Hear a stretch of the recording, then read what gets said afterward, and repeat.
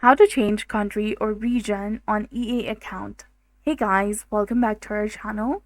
So today in this video, I'll walk you through changing your country or region on your EA account. First, you need to go ahead and launch your web browser. Then go to ea.com.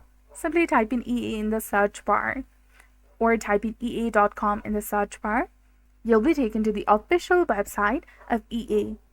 On the home page, click on your avatar icon in the top right corner, then select Account Settings.